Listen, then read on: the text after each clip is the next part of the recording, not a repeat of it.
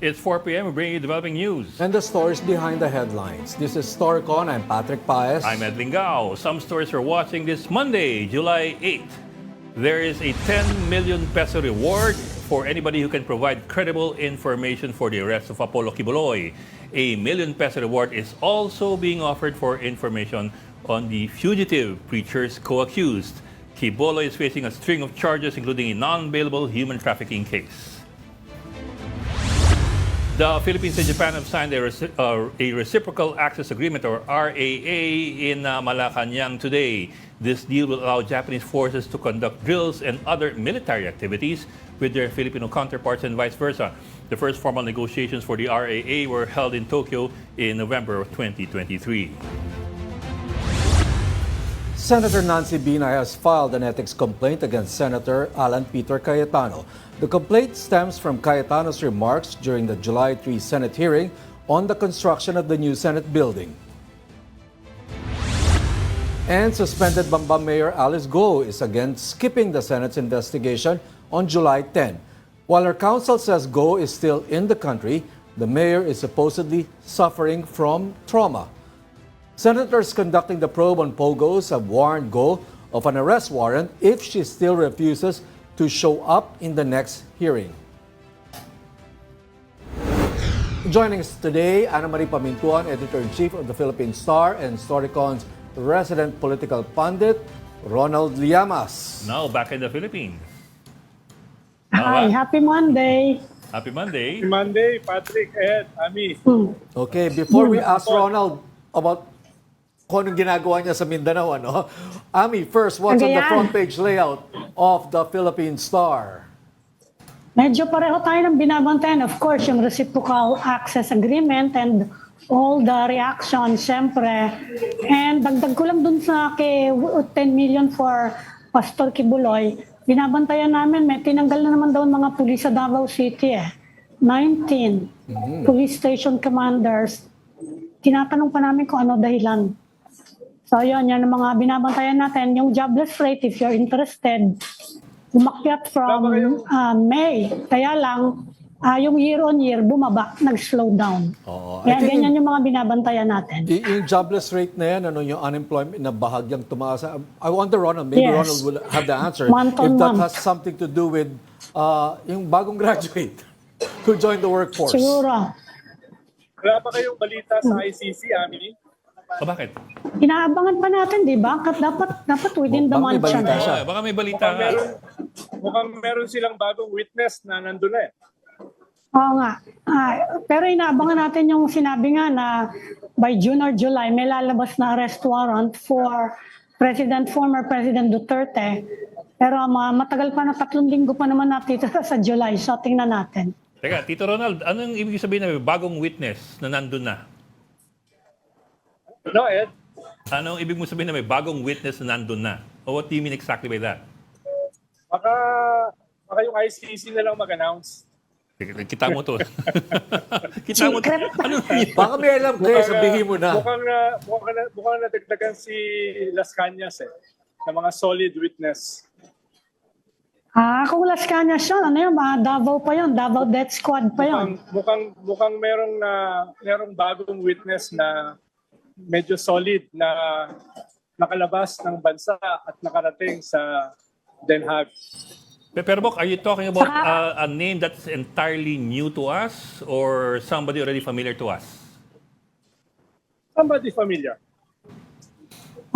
Okay, and this new witness ano bang masasabi natin? Iwan na lang natin na Marites. Has he been presented before Yes. by critics of the Duterte administration in previous press conferences against the drug war? Sabihin na lang natin na kasama sa mga smoking guns. Okay, would you consider Literally this? as well as figuratively. Okay, Ronald, itong bagong witness na sinasabi mo, is he a bigger witness than Las Cañas? Basta significant na dagdag. Significant na Kumbaga dagdag. si Las Cañas smoking gun, ito is an additional smoking gun. Okay. Balikan ko lang si Mato Bato kasi ano ba? Ano nangyari kay Mato Bato? Baka siya yung nakalabas doon ng bansa at nakapunta ng ICC. Ito ba si Mato Bato sa to? O Switzerland ba yun or ano? Kahol ka lang 2 beses kung oo. O isang beses kung hindi. Anong pelikula dati? Ano yan? Umuoo. Sa Mato Bato. Malamang. Hindi siya nagnono eh. Oo, hindi siya nagnono. Hindi siya nagnono. Kumukuya-kuya yung ulo. Anong pelikula yung dati? Yung kakahol na ng beses yung hindi siya for no years. May ganun dating series. Anyway, sorry. Very 80s. Mato Bato. Interesting. Salamat sa tip, Tito Ronald. Pero Kaya Ronald, medyo delayed yung... Ed, Patrick, mapait ako ngayon. Okay. okay. Pero Mabait siya Ronald, dahil I understand nandiyan ka ngayon sa... Meron akong hilo. Ayun. Arsobispo, kausap kasi. Yan, Mga arsobispo okay bishops kasi. Yan, reflection yan ng fluorescent sa ulo. Hindi. Alam mo si Ronald, nagbigay ng political situation or sa meeting ng Catholic Bishops Conference CBCP. dyan Yes. sa May, Cagayan de Oro. Cagayan de Oro, Ronald? Yes. Yan. Yes. So, iyan ang pag-usapan natin, Ronald. Ano ba yung, ano yung sinabi mo sa mga obispo at saka before that, ano ba interest? Ano yung mga katanungan? Ano yung mga Yes. tanong ng mga obispo tungkol sa ating political situation? Parang yung sinasabi ko sa Storycon. Ganun lang. Tamo to. Hindi, tinatanong ko kanina. Ulitin mo na lang, Ronald, kasi tinanong tinanong ko sana sila kanina ng story sa'yo. ko. Yun. Off camera. Counting political updates. Tapos West Philippine Sea. Sa West, Hindi, ang tanong, very interested sila sa West Philippine Sea. Alam ko, nag-press conference si President, CBCP President Bishop Ambol David a while back. Pero mas mabuti sila na yung magsabi kung ano yung kanilang concerns.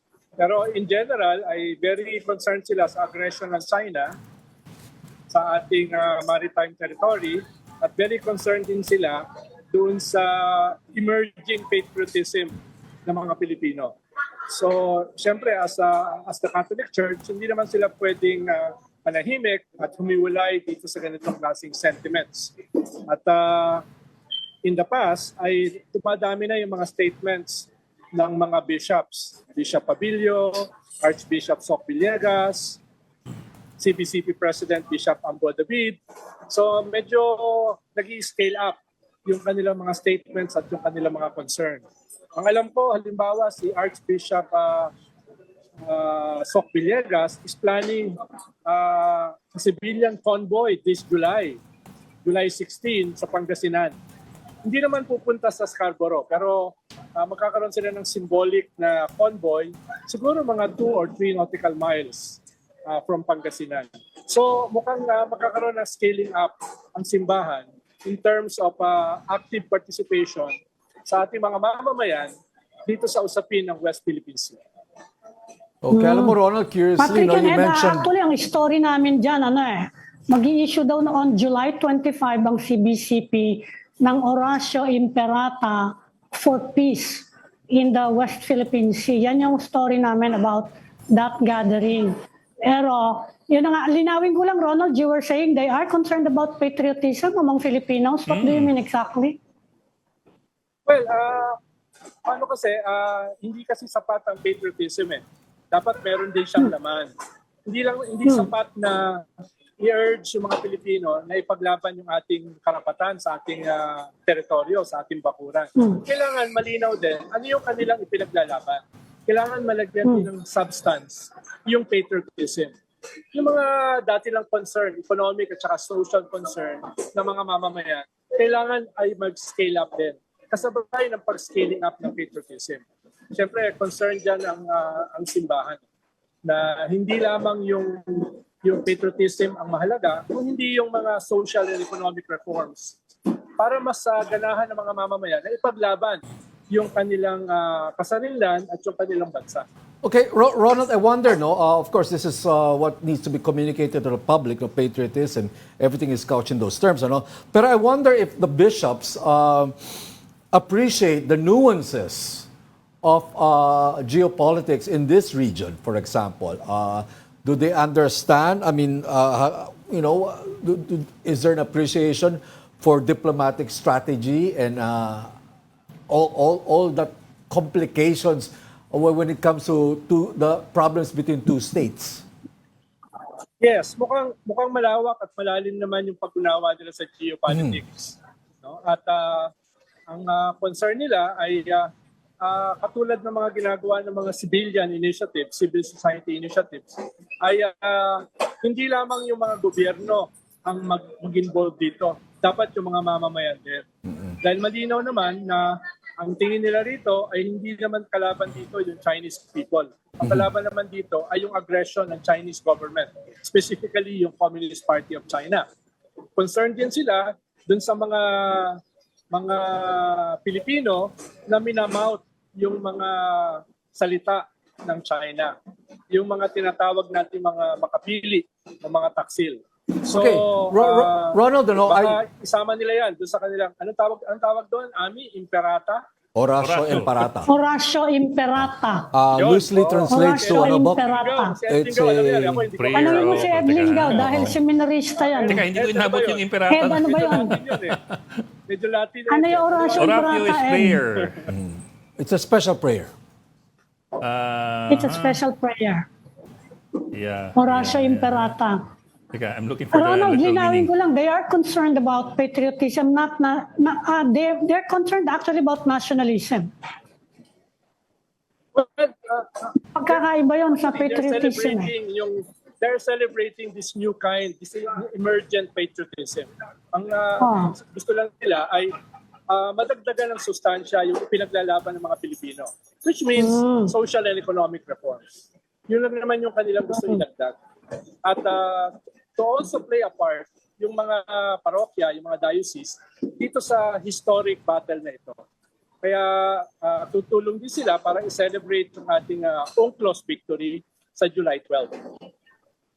Well, Horatio Imperata literally means obligatory sige. prayer. Obligatory prayer. Kailangan magdasal ka. yun. Obligatory prayer. Okay, babasahin sa lahat ng simbahan. Yep. Yan Sa yung prayer ending na usually binabasa ng sa lahat misa. ng simbahan. Well, we had that during COVID. Remember We also had that that every pag mass was ended with an Yes. Pag oration. drought o Ed, we also have that. Anong kaibahan yan sa pastoral letter? Hindi. This is a prayer. This is a prayer. This is a prayer. After it's every prayer. after every mass, Ronald, parang nung panahon ng COVID, pandemic at lockdown, every mass ended with an Horacio Imperata. Okay, So, special prayer. pag may El Nino, ganun, no, matinding drought, may Horatio Imperata para sa ganyan. Pero ulitin ko din, Ronald. Pasubcontract ko na lang sa iyo, Ed, yung aking dasal. Idam na lang sa akin. Ronald, sabi mo, May linya kaya dun tinatanong ng mga tao bakit interest ng bishop? You were saying yung mga mga parishioners nila lumalapit na sa kanila at naghihingi na nga ng tulong.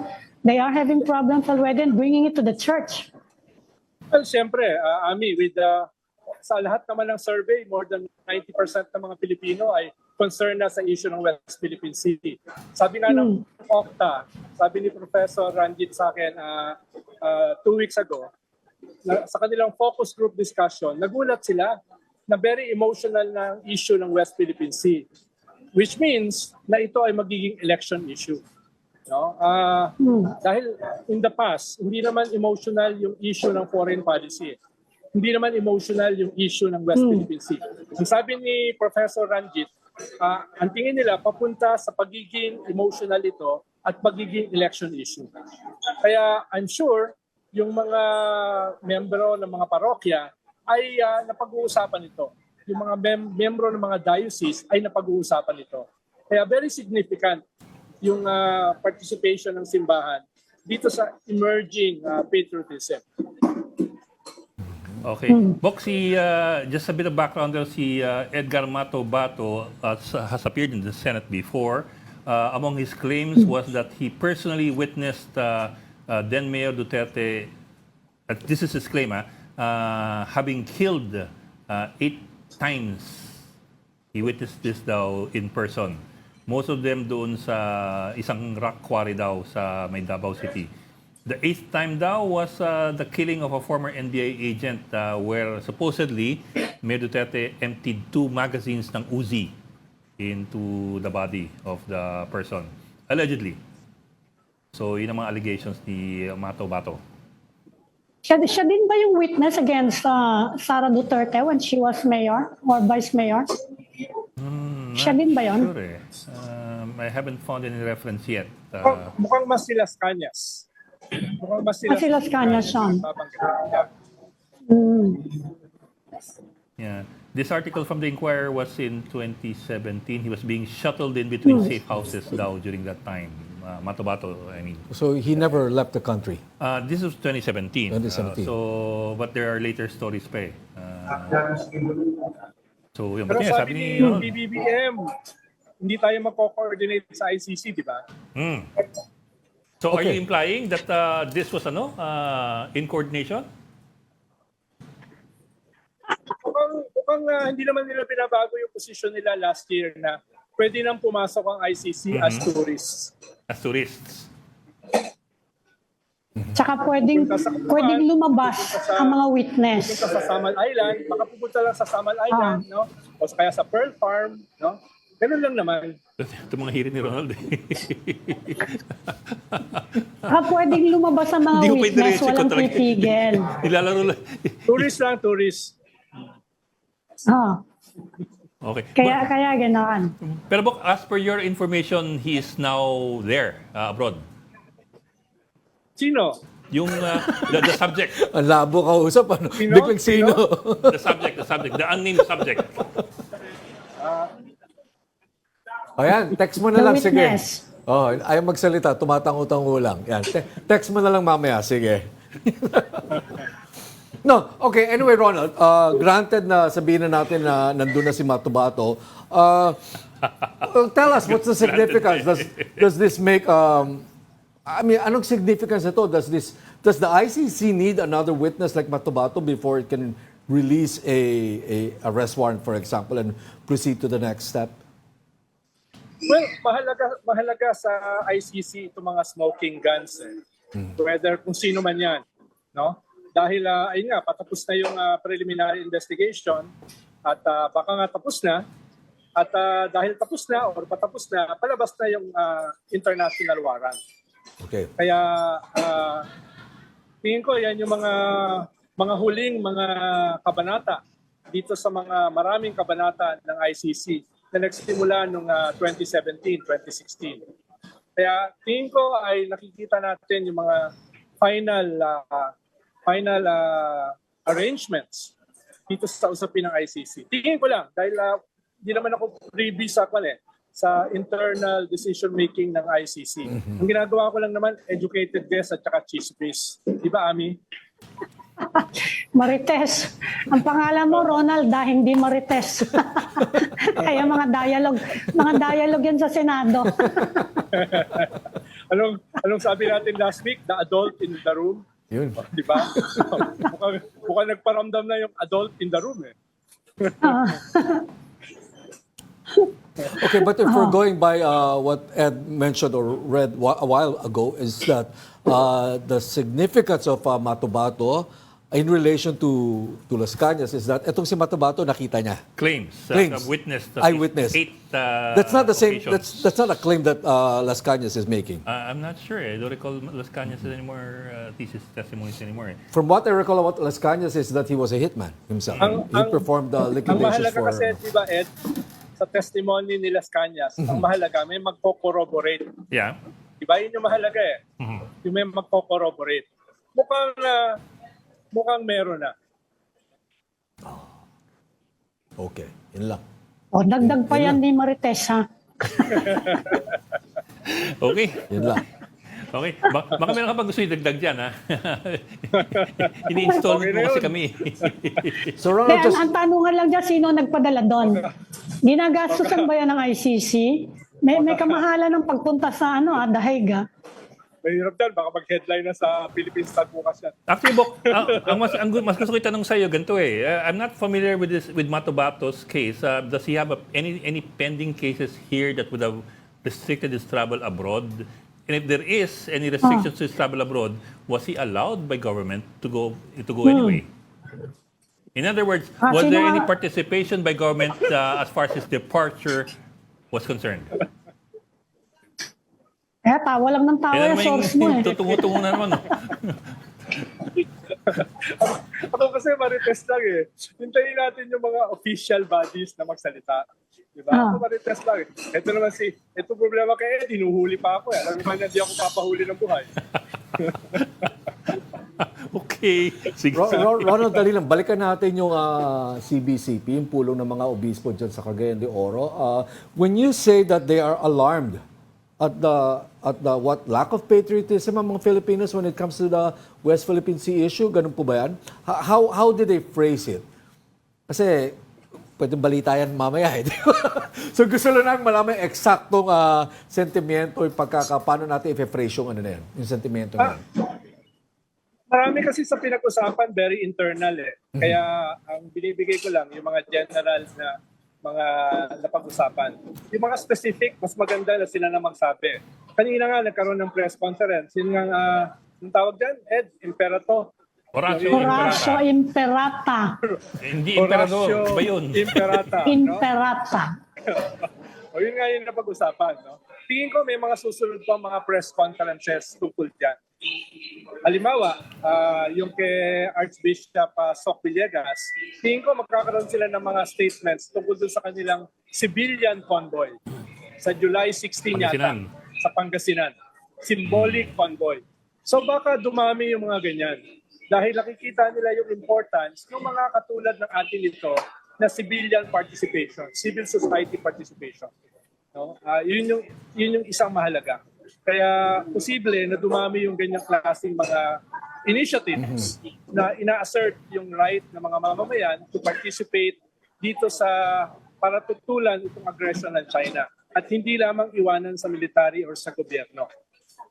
Nakikita ko na dadami yung ganyan, mag-i-scale up yung ganyang klaseng mga initiatives. Kung ano yung mga konkretong plano ay iwan na natin sa kanila dito sa mga darating na mga araw. Pero si Ronald, wala namang secrecy of the confessional yan eh. O sige. Patawaran natin si Ronald. Mayroon na, baka ma-excommunicate ako eh. Uy, parang yung yung isang cardinal, isang arsobispo na excommunicate. Last week. Anyway, sige, let's move on from there. Pero masaya yung assembly, masaya. Abok. Nandun yung papal nuncio. Tapos nandun yung mga siyempre yung mga obispo, tapos may mga lay leaders din. Kaya masaya. Okay. Ronald, did they say na magkakaroon ng pastoral letter tungkol sa bagay na to, tungkol sa West Philippine Sea? Tingin ko hindi imposible na mangyari yon later dito sa taon. Pero dahil, sinabi nila na magkakaroon ng... Si Bishop Pavilion naglabas na ng pastoral letter sa Palawan.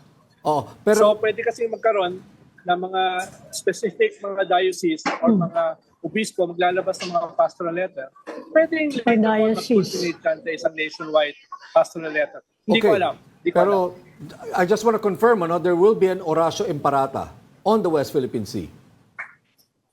For peace on the West Philippine Sea. Magkakaroon ba, Ronald, ng Horacio Imperata on the West Philippine Sea? Yes. Mukhang yan yung in-announce kanina sa press con. Okay. Ano yung magiging laman ay hindi ko sigurado. Okay. Praying for peace daw.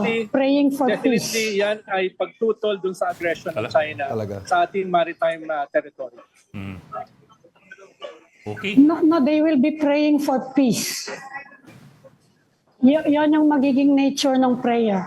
We had a guest on standby with a resource on standby a while ago, pero I think we've lost contact with him. We're supposed to bring in Professor Romel Malawi. I'm sure Ronald is familiar with him.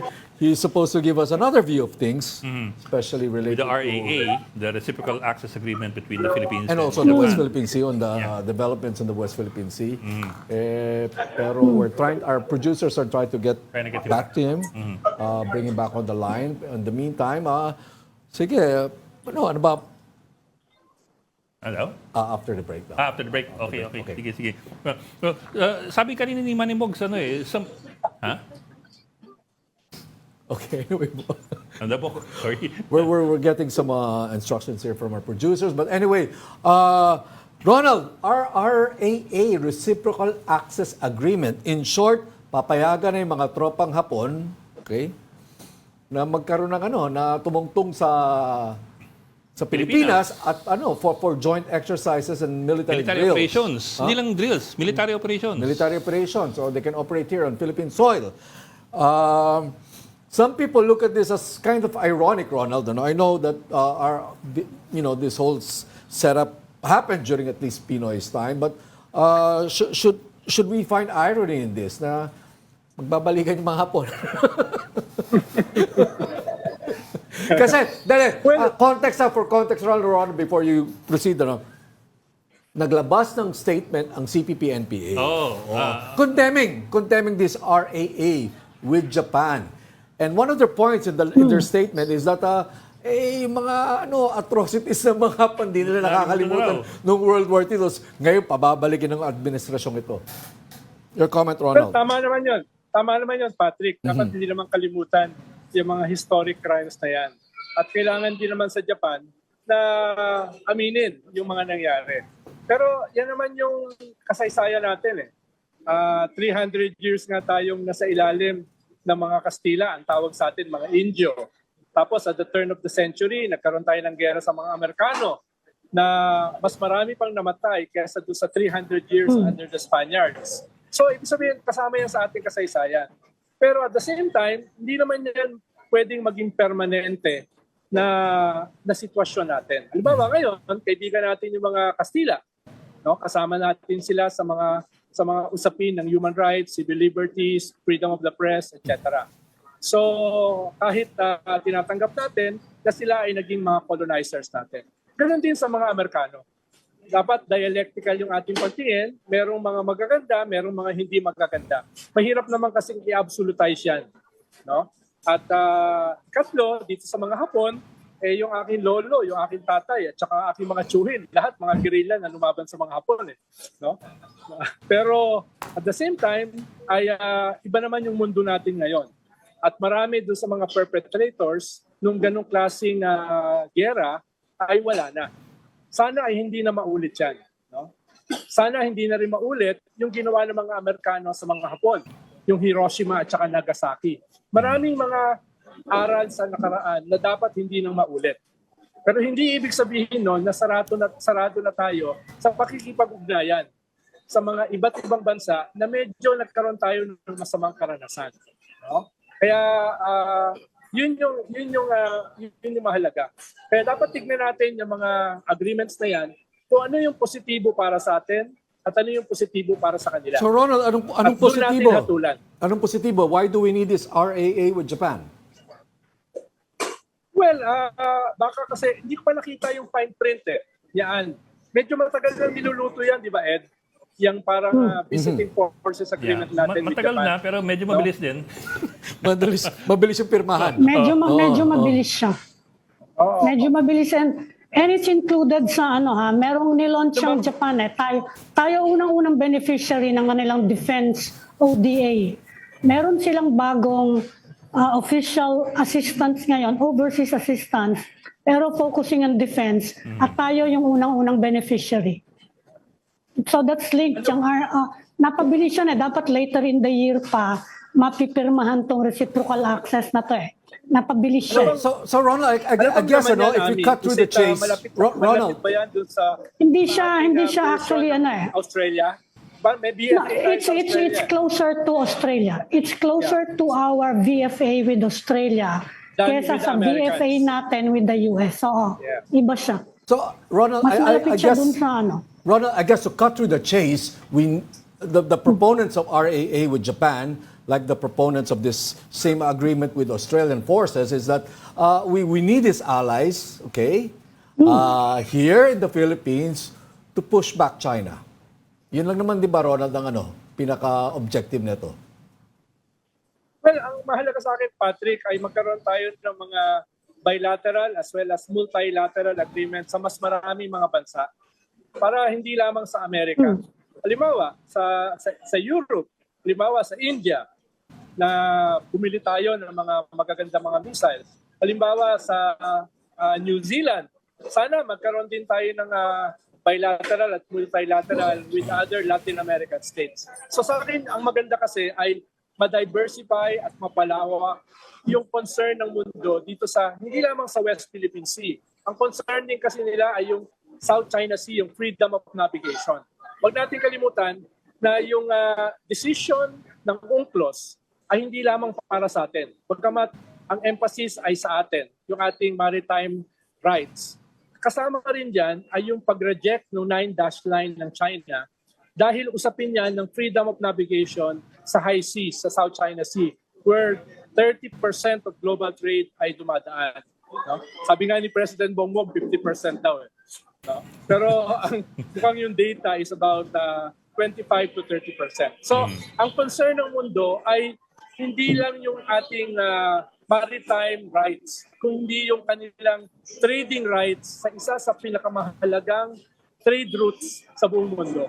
So, mahalaga na magkaroon tayo ng ganyang klaseng mga bilateral at multilateral agreement para hindi lang tayo nakasentro o nakasandal sa isang bansa. In short, Ronald, we're finding common ground, at least proponents of this RAA feel that we have to find common ground with other countries.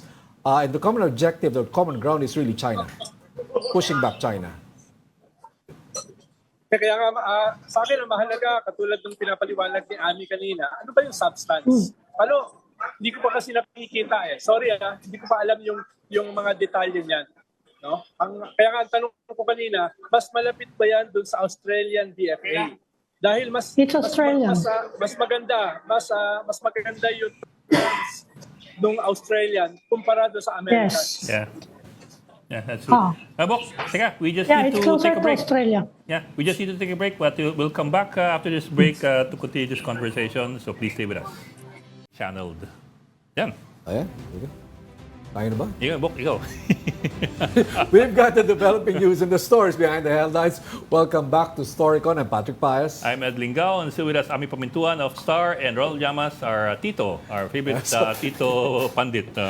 Bok, I think it's interesting lang to point out, kasi we've had a lot of changes in the way we view Japan over the past so many generations. But at the same time, Japan has also been changing the way it's viewing its constitution. Yeah. Article 9 of the Japanese constitution provides that it cannot even have a military. It's Japanese self-defense force. Even the self-defense force self-defense just force. evolved later on as they tinker with the constitutional interpretation. So, Ronald, the future presence or the soon-to-be presence of Japanese soldiers here on Philippine soil would be a big step. Yeah. It's a big step, right? Example lang, It would be a big step. Coming from that pacifist constitution of theirs, they were not allowed to have any... No military. No military. They don't even call it the military. No army, no air force. Japan self-defense force.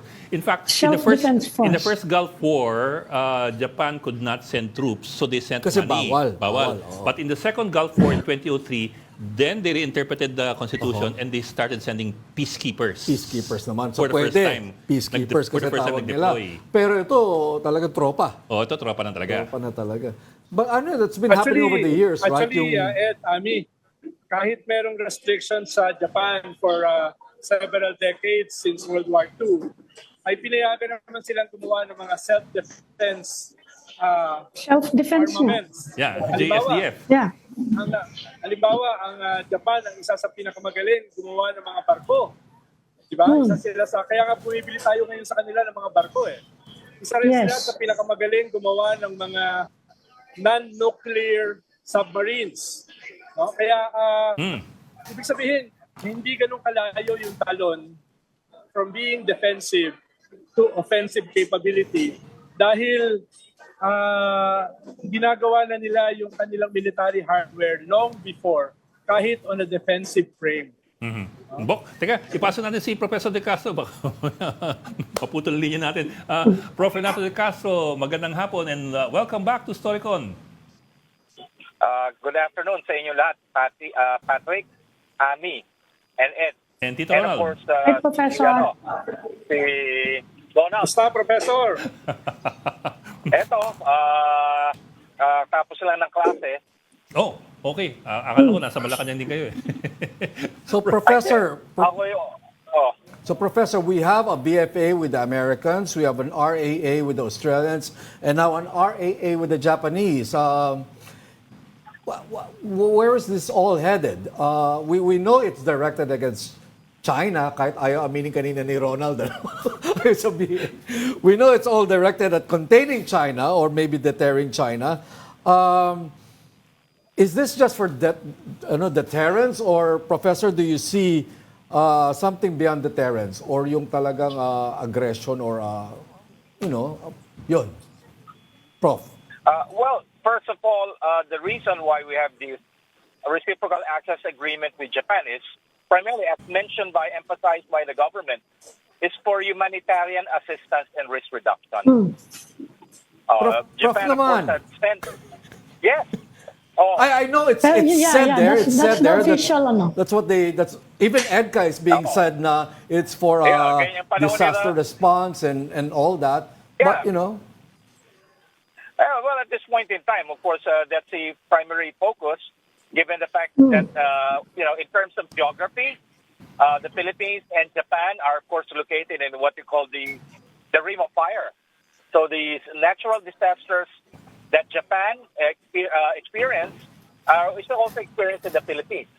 And, of course, in terms of humanitarian assistance and risk reduction, the Japanese Self-Defense Force and other civilian agencies have, of course, experience, plus the technology to provide assistance to us. Pero Prof, Yes. at the same time, we also share something with Japan in that we both have disputes with China, us on the West Philippine Sea side, and Japan with Senkaku versus the Chinese. So that's also another way of looking at it. Yeah, of course, the fact that we're also both treaty allies of the United States. right. Outside of, in fact, the process has begun ever since during the time of Gloria Macapagal Arroyo, when Japan became concerned that we are gravitating too closely to the Chinese. That's the time that we started having this dialogue with Japan. What we call the 2+2. You have the defense and, of course, the foreign ministry interacting with their counterparts in the Philippines. So that basically began the process. And, of course, during the time of the late President Benigno Aquino, Ronald, of course, was present there when we had the declaration.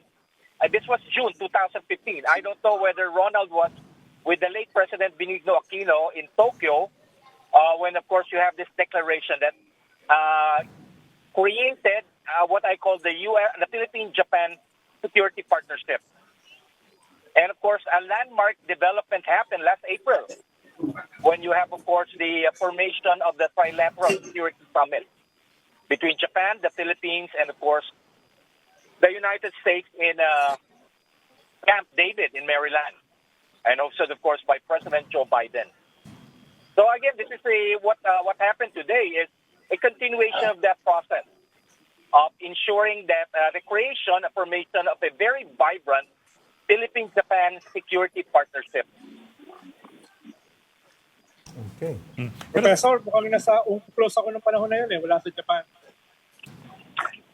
Pero di ba, noong time after Scarborough Shoal, that's the time that the Japanese offered yung Coast Guard vessels. This was happened when the late I've President... I've talked to some Secretary- Japanese officials. Sabi nga nila, kasama nga yung humanitarian, di daw sila makapagpadala dito ng mga sundalo to help kapag may mga disaster tayo. Saka tama nga si Professor, yung mga equipment hindi nila basta-basta madala for quick response. Pero itong cooperation natin with them, itong defense cooperation, it includes, ang focus kasi ngayon ng Japan is hybrid warfare na eh.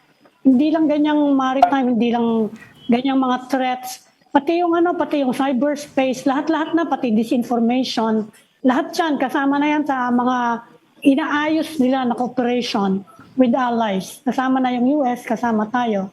Kasama yung mga like-minded countries. So ito, it's just one of the steps. Isa sana namin na pwedeng i-emphasize sa negosasyon with Japan. Dahil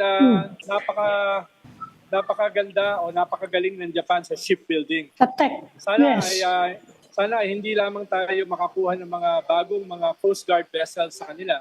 Sana ay turuan din nila tayo ng technology nila. Dahil yung Japan nag-aaral sa Europe eh.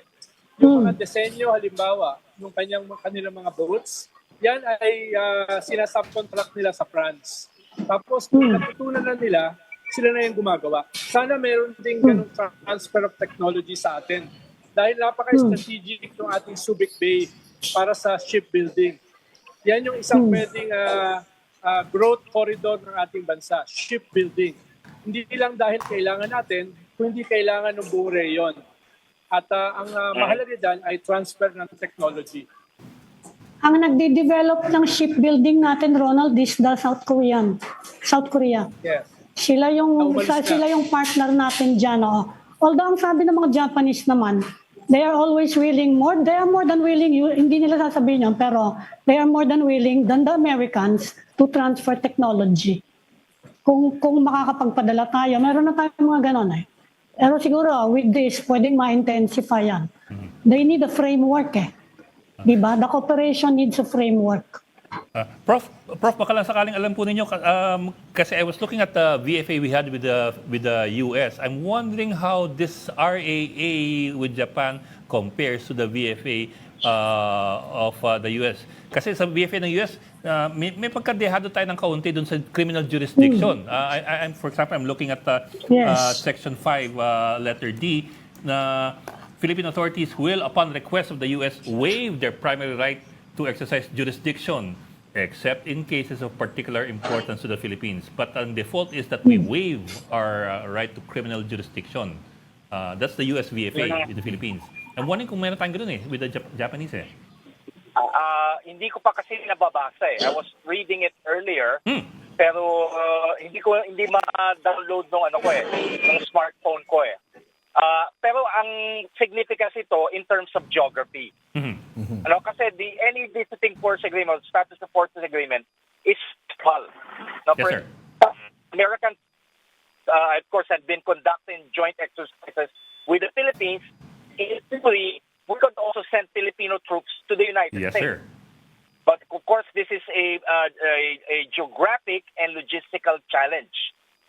It will be very expensive for the armed forces of the Philippines, let's say, to send an entire battalion of, let's say, Army, Marine, Yes, sir. to conduct joint military exercise with their American counterparts in Guam or Hawaii or California. The same is true with our status of force agreement with Australia. But given the geography, the distance between Japan and the Philippines, it's a practical matter if we could send a battalion or a regiment of Philippine Marines or Philippine Army contingent to conduct joint exercises with the ground self-defense force. Kasi Okinawa is not very far. Yeah. Japan is not very far. And in fact, I think 1 or 2 years ago, when he was still the Army commander, General Romeo Browner was invited by the Ground Self-Defense Force and the United States Army, the United States Army in Japan, for an observer status in a joint U.S. Army Japanese Ground Self-Defense Force military exercise at Camp Sama. So I still remember General Browner saying, we should send a contingent of Philippine Army troops. Because again, the distance is not very far.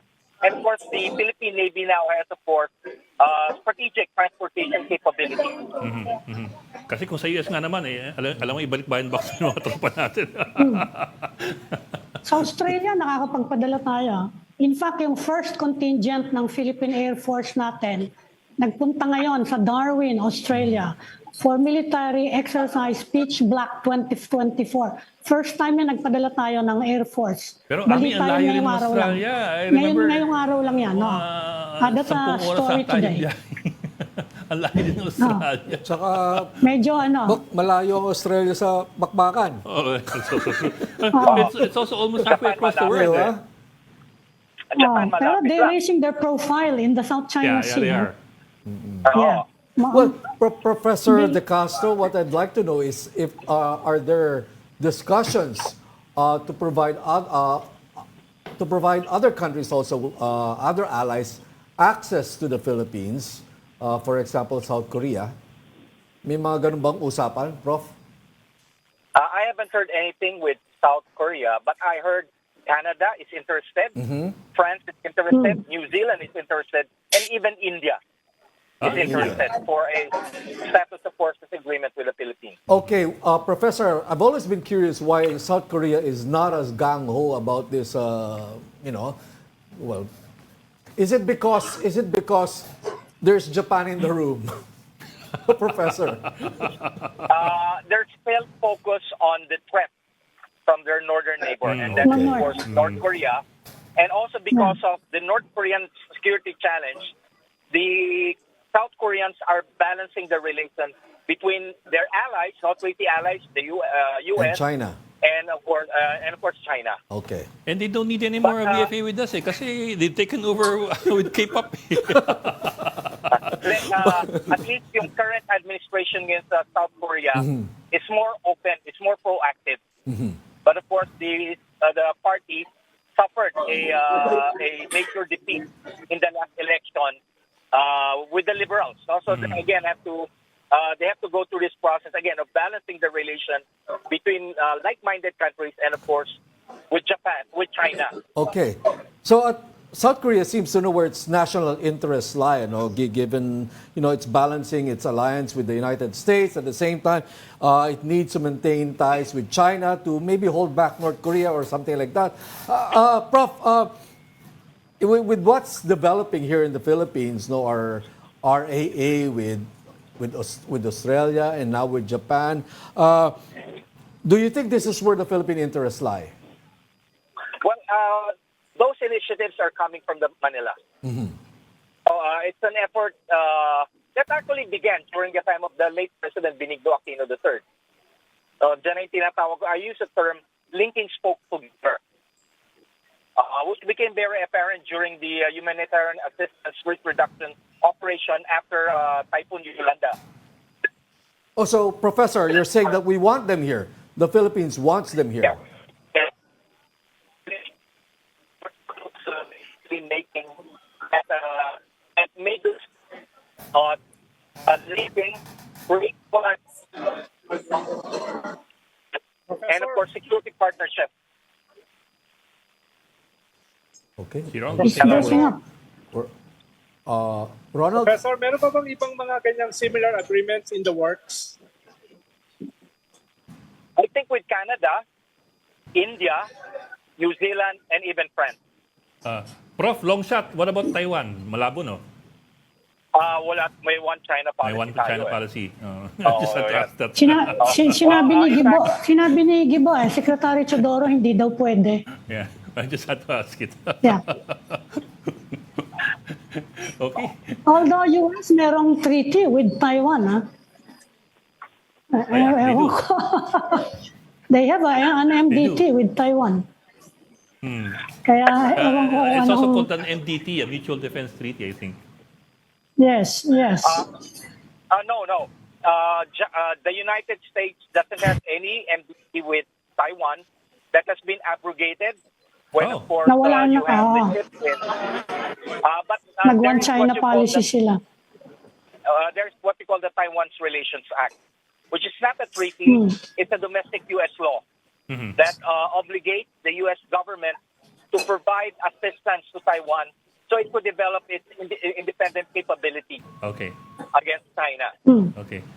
Yes, sir. Sorry, I stand corrected. It was what they also call the MDT is the one that the U.S. has with South Korea pala, not with Taiwan. Okay. Not with Taiwan. Yes, sir. Thank you, sir. Well, maraming salamat.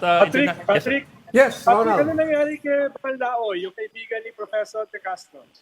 Biglang nawala. Kanino? Nag-disappear. Sino to? Malawi. Sino? Si? Talaga si Ronaldo. Nawala eh. Dito siya kanina eh. Communication Sino? problem. Communication problem Sino? na. Si? Baka Kaibigan ko bukas. yun eh. Best friend ni Professor De Castro yun. Technical problem. Si Professor Banlawi. Again, I think he's now based in a university somewhere in Diliman, but definitely not our alma mater. Somewhere in Tiliman. Meron pa ba? Meron pa ba professor na somewhere in Diliman pero not UP?